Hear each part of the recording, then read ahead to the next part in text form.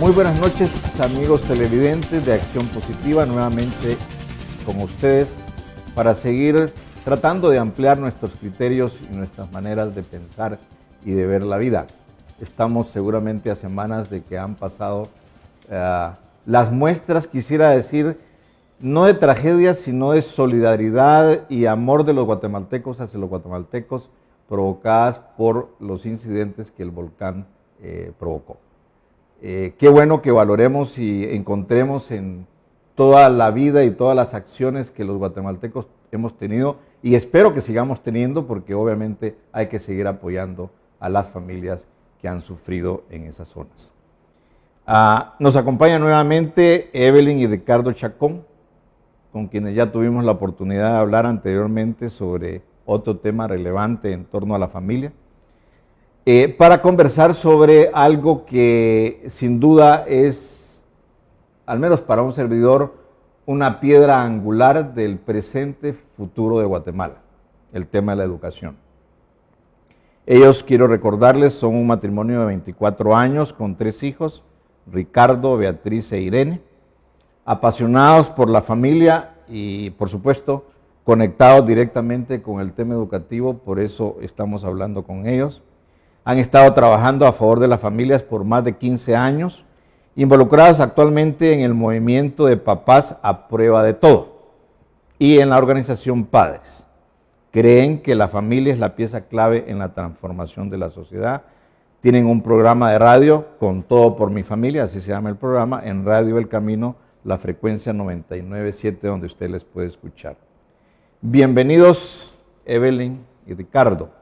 Voy a iniciar el planteamiento leyendo un pequeño párrafo de un documento que emite la UNESCO hace unos años ya sobre el tema de la educación y la familia.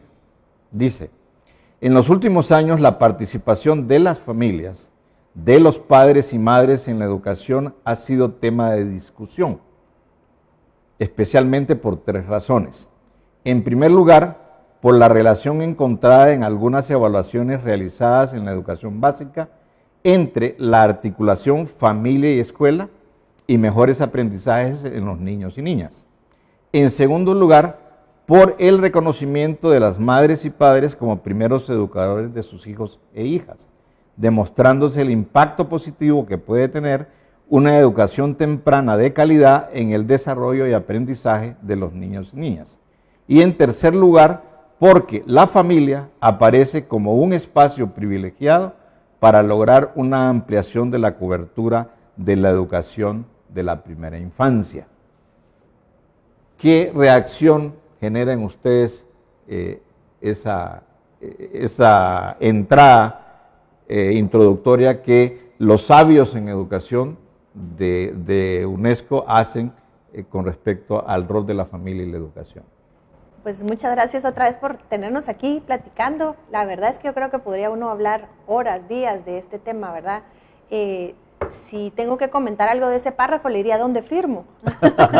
De veras estoy 100% de acuerdo en que el rol que juegan los padres en la educación de los hijos es fundamental, no solo en el tema de transmitir información como tal, ¿verdad?, sino de veras el efecto que tiene la familia en la capacidad de aprender de un niño es impresionante. Lo que dejan ver ahí es que la estabilidad de una familia, por ejemplo, tiene un efecto directo en la estabilidad emocional de un joven y la estabilidad emocional le permite o no aprender. Alguien que no está teniendo estabilidad en casa, por ejemplo, se le dificulta el aprendizaje. Entonces, me gusta mucho cómo lo enfoca, porque no es solo que somos los primeros, que es verdad, o sea, los niños de 0 a... Bueno, depende a la edad que uno manda a los hijos, pero antes, digamos, era a los 4 años, tal vez era la primera entrada a kinder, el niño pasaba tiempo principalmente con mamá, con papá en casa, y eso era una transmisión de información y de formación. Entonces creo que lo que dice ahí el documento es muy valioso, o sea, debemos recordar qué papel jugamos como papá, como mamá, no solo en la parte inicial de la educación, sino a lo largo de toda la carrera educativa de un niño. La familia le provee herramientas que van a transformar ese conocimiento que está recibiendo a donde vaya, ¿verdad? Creo que eso no podemos olvidarnos de qué tan importante es nuestro papel en la educación. Ricardo. Es interesante porque me gusta mucho el documento porque creo que lo pone como es. Generalmente, dependiendo del lado que estemos tratando de defender, creemos que solo uno es importante y el otro no. Hay personas que defienden de que la formación es en casa, hay personas que defienden de que el Estado debe encargarse de los hijos. Pero me gusta porque aquí lo pone en el equilibrio que debe tener. La educación se compone, según mi criterio, de la formación y de información. La información, nosotros podemos apoyarnos con institutos educativos, con colegios, con universidades, con grupos, escuelas, con todo tipo de entidades que están apoyando, pero la formación sigue dándose en casa. Entonces me gusta porque aquí no se trata de cuál es mejor, sino que las dos son necesarias. O sea, jugar nosotros el papel que nos toca en el hogar, que es formar a nuestros hijos en su carácter, en principios y valores, y que las demás organizaciones apoyen en el tema de la información, de instruirlos en cuanto a esa educación que les va a dar a ellos los conocimientos necesarios para poder desarrollarse en el ámbito pues, profesional, laboral o como sea. Pero como hemos platicado muchas veces, de nada sirve que un niño o un joven se prepare académicamente si no tiene los valores que van a poder ser el fundamento de un profesional, ¿verdad? Podría ser un excelente administrador, pero con una pésima ética de trabajo. Un gran ingeniero, pero sin honestidad. Entonces, los dos debemos jugar el rol que nos corresponde. ¿No les sorprende a ustedes? Porque a mí sí me sorprendió de decir, tal vez porque nos separa entre ustedes y un servidor una generación por lo menos, aunque sigo siendo joven, que a las alturas del siglo XXI, los grandes expertos, y no lo digo peyorativamente porque creo que son expertos en temas educativos de UNESCO, estén haciendo este descubrimiento de algo que históricamente ha sido. O sea, ¿en qué momento perdimos como familias, como padres, ese nexo, esa, voy a decir, responsabilidad, porque es parte de la responsabilidad? ¿Qué piensan ustedes? ¿Qué provocó que nosotros, las familias, de pronto dejamos de atender? Porque digo dejamos porque hoy en día creo que algunos podemos afirmar, yo lo afirmo, la educación que tenemos en todo sentido es un fracaso, en el caso de Guatemala. Y me parece que la educación en el mundo está en crisis también. O sea, pero digamos, hablemos de Guatemala. ¿Cómo lo ven ustedes? ¿Qué opinión les genera esto de que hoy los sabios del mundo estén finalmente volviendo a reconocer algo que ha sido en la historia un valor sustantivo de la educación de las generaciones? Yo lo hemos hablado con Ricky, cuando uno estudia un poquito la historia de la familia y cómo ha evolucionado, es interesante ver que un cambio drástico en la familia fue después de la revolución industrial, porque originalmente la educación era en casa. Antes no existían los colegios como nosotros ahora los conocemos, donde uno está metido en un aula y la universidad, eso no existía, ¿verdad?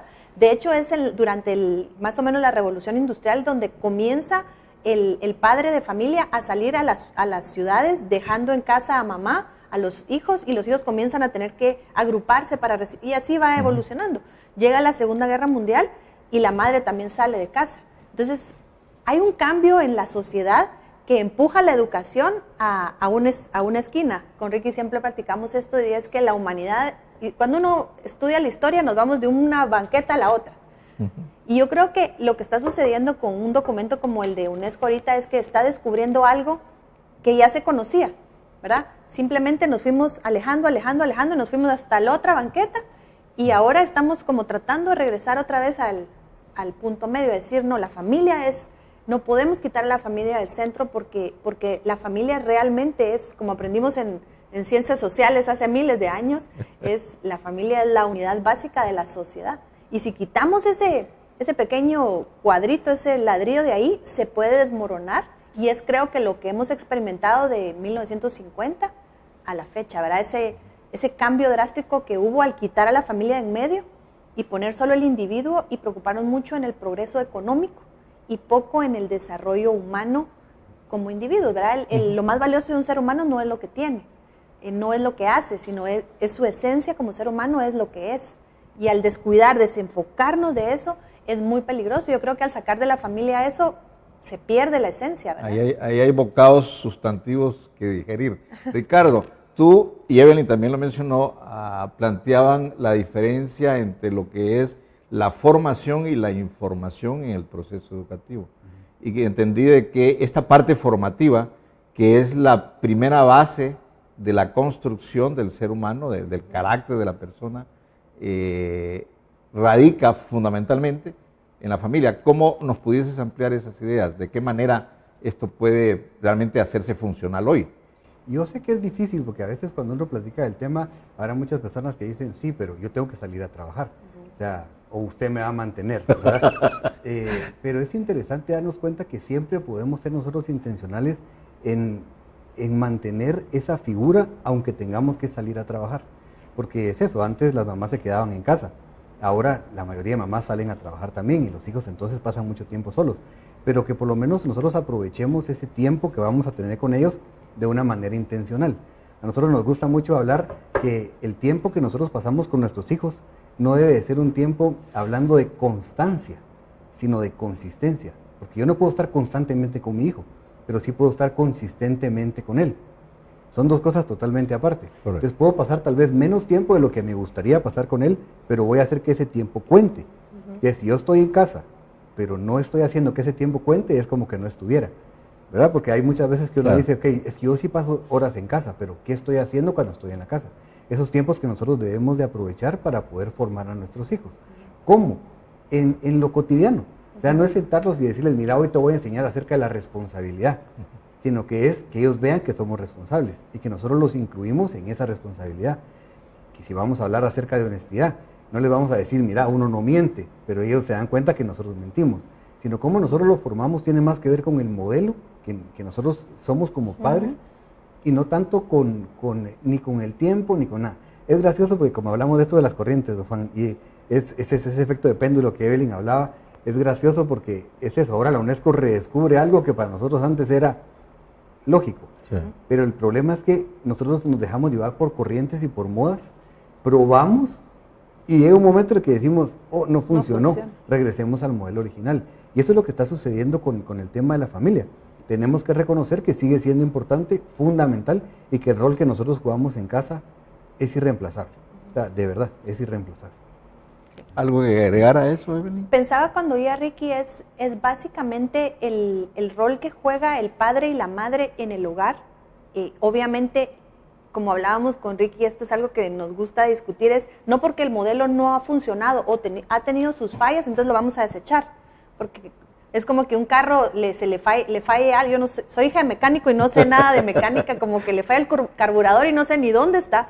O sea, no porque le falle el carburador uno dice, no, los carros no sirven, yo voy a andar a pie ahora porque los carros no sirven. Y es algo así hemos hecho con el modelo de familia, como han habido disfuncionalidades y malos usos, por decirlo de una manera, del modelo familiar, entonces decimos, no, el modelo de familia no sirve, hay que quitarlo. Pero no es el modelo el que no funciona, nosotros hemos mal utilizado el modelo, ¿verdad? Y si lo usamos a la manera en que fue concebido, donde el padre y la madre juntos hacen equipo, trabajan por el bienestar de la siguiente generación y concebimos el legado como algo más que dejar dinero, como la trascendencia es a través de nuestras descendencias, ¿verdad? Pero no porque les vamos a dejar un montón de plata, sino porque vamos a sembrar en ellos algo que va a seguir. Yo creo que ahí es donde a veces a los papás se nos ha olvidado, ¿verdad? Y nos metemos, los gringos le dirían la carrera de las ratas, ¿verdad? A darles mucho en plata, pero a no darles lo más importante que nosotros recibimos, que fue la mamá que nos cocinaba una comida favorita, o el poder tener el tiempo de que nos leyeran un libro de cuentos, o cosas muy, muy pequeñas, y recibir valores concretos que se aprenden en casa. No se aprenden en otro lugar, esa es la verdad. Eso. O sea que nos perdimos en el camino. La revolución industrial que tocaba Evelyn, sin duda eso genera una cierta cantidad de bienestar económico en el mundo, más productos y servicios, muchos avances en todo el mundo, en nuestro país por supuesto también. A la par de eso se van creando normativas. Yo recuerdo que por ejemplo en Guatemala hay una ley que obliga a las empresas que tienen cierto número de empleados o más a proveer de guardería infantil a los empleados, porque obviamente se trata de que ese progreso en el ámbito de la revolución industrial no permita que se abandone, al menos así adivino es la intención, esta relación padres-hijos o madre-hijo. Incluso en el proceso de lactancia materna que hablábamos hace un rato, pues ese es un gran apoyo. Sí. Ahora, lamentablemente se pierden, por otro lado, el cumplimiento de la ley como parte de los bastiones del desarrollo de la parte económica. O sea, ¿cómo resuelve uno o cómo interpreta uno estas cosas? Porque es bueno el avance, es bueno el desarrollo de las empresas, es sano, es positivo, hay una intermediación posible que son las guarderías infantiles, el Estado norma para tal cosa, pero de pronto no existen. Porque yo les puedo asegurar de que una altísima proporción, más del 90% probablemente, en Guatemala no tienen guardería infantil. Es definitivamente es algo que aporta, pero una vez más no podemos recaer nosotros en ninguna, ni en el Estado, ni en la empresa, ni nada. No podemos nosotros recaer en ellos para que cumplan la función que a nosotros nos toca. Lo de las guarderías es magnífico. Verdaderamente es mucho mejor que nuestros chiquitos estén cuidados y estén protegidos en un lugar seguro y no estando, como sucede aquí en Guatemala, tristemente en muchos hogares, que hay niños que se quedan literalmente solos en casa y después vienen accidentes y todo lo demás. Pero lo que nosotros debemos de recordar siempre es que nadie puede tomar el papel, y yo creo que eso es lo central, nadie puede tomar el papel que a nosotros nos corresponde, y esto no significa lo que decía hace un rato, no significa ahora vayan y dejen de trabajar, no, sino que seamos intencionales. Yo les digo, muchas de las familias más impresionantes que yo conozco son familias que están ocupadas.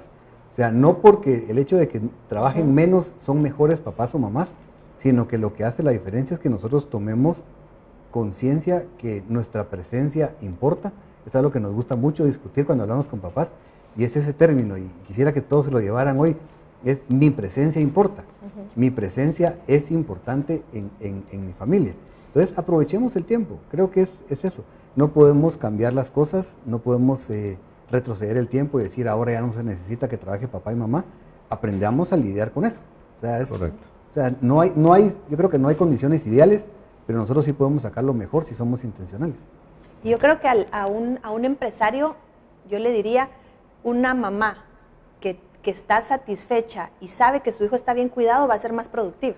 O sea, yo creo que tal vez, si lo viera yo como una empresaria o como el Estado, una persona que está satisfecha su necesidad de cuidado y protección para su familia va a ser más productiva. O sea, creo que no se convierte en que yo exijo la obligación del Estado, porque a la hora de poner leyes ese es el problema, es obligatorio. Sí. Entonces, si usted lo obliga, en cambio, si usted voluntariamente logra liderar a la gente, entender el valor que tiene para la persona humana, su familia, entonces usted tiene, como dicen, cuando quien besa a mis hijos, ¿cómo es que es ese dicho? El que a quien tu hijo besa, a tu hijo besa, tu boca endulza, es muy cierto. O sea, si por ejemplo, una secretaria, si ella sabe que su hija está bien cuidada en él, va a ser más efectiva que una mamá que tuvo que dejar a su hija en otro lugar. Entonces creo que es también como lo vemos, ¿verdad? Es una inversión social como empresario, como Estado, que uno hace, no por obligación, sino porque está invirtiendo en el ser humano otra vez. Claro, es otra vez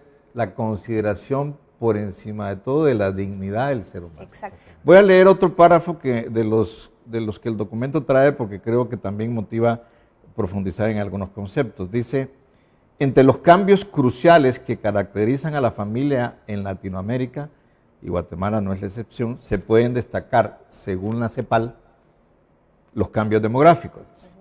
El tamaño de la familia se ha reducido fuertemente debido al menor número de hijos y el espaciamiento entre ellos, afectado fuertemente por los métodos de anticoncepción. Han disminuido los hogares multigeneracionales y han aumentado los unipersonales, que ya hablábamos. Las migraciones por diversas causas económicas, conflictos armados y otros, también han tenido efectos sobre las familias. Padres que se van o mueren, hogares a cargo de madres o de hijos mayores, y abuelos que se hacen cargo de los niños mientras los padres emigran a otros países para obtener los recursos que requieren para la manutención de las familias. ¿Qué pensamiento les provoca esto? Ay. Realidades nuestras. hay tanto ahí que menciona. Digamos, el tema demográfico está asociado directamente con el tema del uso de anticonceptivos. Otra vez eso surge alrededor de los años 50, ¿verdad? Antes era inmencionable utilizar cualquier método anticonceptivo. Yo no voy a decir si estoy a favor o en contra, simplemente creo que uno debe de informarse cuál es el efecto. Acá estaba leyendo un documento ahorita sobre el invierno demográfico en España y es tremendo porque uno creería, no, es que tiene, aquí lo típico es decir, es que tiene un montón de niños que no puede mantener. Claro, no es esa la idea, pero si usted no hay suficientes niños, si la sociedad está envejeciendo, hay un tema de productividad también afectado, porque son las generaciones jóvenes las que traen emprendimientos. El joven es el que arriesga. Uno ya después de cierta edad, uno ya comienza a medir más los riesgos y, ¿verdad? No es lo mismo casarse a los 20 que a los 45. O sea, hay un montón de temas que vienen en base a una generación joven. Entonces, el tema que menciona aquí acerca de los cambios demográficos, eso es increíblemente interesante. No es lo mismo padres, si lo vemos nosotros, nuestros papás, probablemente los suyos también, nos educaron en sus 20s. La generación ahorita está educando en sus 30s. Entonces es una generación completamente distinta porque la demografía nos ha corrido. La cantidad de hijos en casa. Antes éramos 8 hijos y como dice, pasaron los hijos de ser muebles en la casa a ser los reyes en la casa. Antes con 8 hijos, ¿a qué horas iba usted? Si se raspaba uno, chulo, levántate. Y lo sacudía uno, ¿verdad? En cambio, ahora es un hijo, tal vez fue concebido después de muchos años de espera, porque tomó mucho anticonceptivo antes de quedar embarazada. Entonces el niño se vuelve el centro del hogar. Entonces creamos una generación de hijos únicos. No es bueno o malo, es diferente. Y el tema de los anticonceptivos es eso, nos trajo una reducción poblacional interesante que en Guatemala la vamos a sentir, según lo último que leí, en el 2030. No sé si sea cierto, pero en España, en Europa ya se siente, o sea, en Europa ya cambió la pirámide, ahora la gente mayor es la que es una base muy amplia y la base es muy estrecha. Entonces, por eso hay mucha migración del lado de los países árabes, ¿no? Exactamente. Entonces la educación definitivamente cambió. Carlos, ¿algo que comentar? Es interesante porque es eso, como decía, esto no se trata de si es bueno o malo tener muchos o pocos hijos. Yo creo que tiene que ver con la intención con la que nosotros tenemos hijos. Muchas veces nosotros somos tan egoístas, y lo digo con mucho respeto y me incluyo, en que uno hasta piensa que quiere tener hijos para no sentirse solo, tener hijos para complementar, pero si uno tiene la idea correcta de tener hijos y criar nosotros seres íntegros, ciudadanos responsables, personas con temor, en mi caso con temor a Dios, y que puedan salir y que hagan la diferencia en este mundo, qué buenísimo. Ahora, si yo tengo muchos hijos, pero no me preocupo por darles lo que necesitan, comenzando por esta formación de la que hablamos, porque no es lo que necesitan económicamente necesariamente, sino que de darles esa formación que necesitan, entonces honestamente debería de pensar si quiero o no quiero tener hijos, si debo o no debo tener hijos, ¿verdad? Ahora, esa es una elección, una decisión de las personas. Lo dejo por ahí como dirían en inglés, question mark. Porque quiero hacer plantearles la siguiente inquietud. Es evidente que la familia ha jugado, juega y seguirá jugando un rol determinante en la educación de nuestra sociedad. ¿Qué podemos hacer nosotros los ciudadanos, ustedes, un servidor y muchos más que nos están viendo, y que de verdad esta idea la tienen apropiada para lograr que en Guatemala se geste un movimiento, una incidencia nacional en el cual los padres empecemos, y las madres por supuesto, empecemos a reconocer de que tenemos que volver a tomar esa parte del proceso educativo en la parte de formación del carácter de nuestros hijos y de los fundamentos que luego construyen la base sobre la cual van a recibir todo el conocimiento que la escuela, el colegio, la universidad les puede dar. Yo creo que comienza por la percepción que nosotros tenemos como familia, porque si nosotros vemos la paternidad desde la perspectiva de, es que es duro, es cansado, lo hago porque soy responsable en el mejor de los casos, creo que entonces nos estamos perdiendo la esencia de lo que es ser familia. Nosotros en el movimiento en el que trabajamos nos gusta siempre hablar acerca de la paternidad como una aventura, como un viaje, porque una aventura tiene subidas y tiene bajadas, o sea, así es la vida no es perfecta. O sea, y el que no lo sabía, pues hoy se lo contamos, ¿verdad? O sea, no existen condiciones perfectas, pero yo creo que si nosotros logramos entender que la paternidad, en este caso, hablando como padres, más que una responsabilidad solamente, es un privilegio, creo que nuestra perspectiva cambia y entonces se vuelve algo agradable. O sea, ya no es solo, es que sí, tengo que proveer a la casa o tengo que proveer para mi hijo porque es mi responsabilidad, no, es un privilegio poder, imagínense qué tremendo, invertir en mis hijos, todo lo que yo tengo, todo lo que yo soy, eso es un privilegio. Entonces yo creo que comienza por eso, por la percepción que nosotros tenemos. Muchas veces hasta uno oye bromas y chistes de mal gusto cuando se habla de matrimonio o de familia.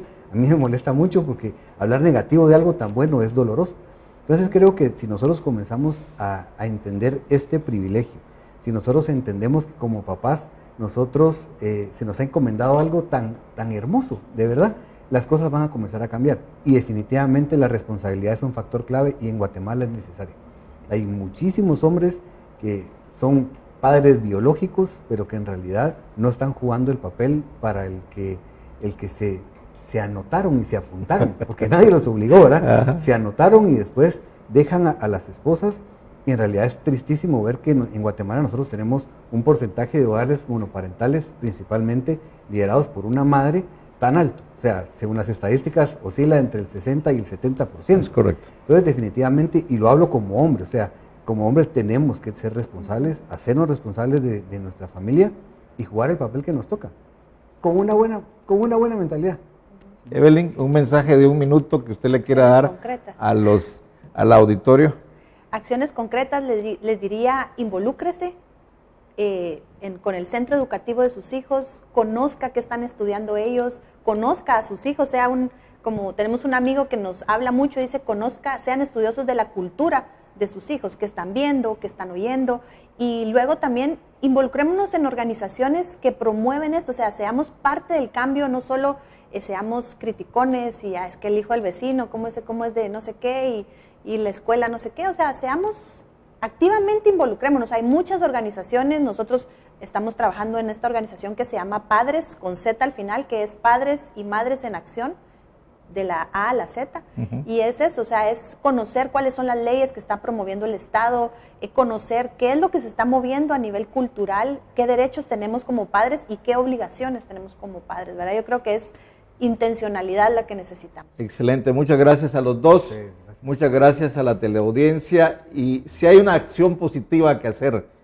por nosotros, por los guatemaltecos, por nuestra familia, por el mundo, está en casa, está tan cerca como con nuestros hijos y nuestra familia, tanto la familia nuclear como la familia extendida, si nos volcamos a reinterpretar y ver con otros ojos las acciones que nos corresponde hacer en el proceso educativo temprano, sobre todo del carácter de nuestros hijos. Muchas gracias, muy buenas noches y hasta la próxima semana.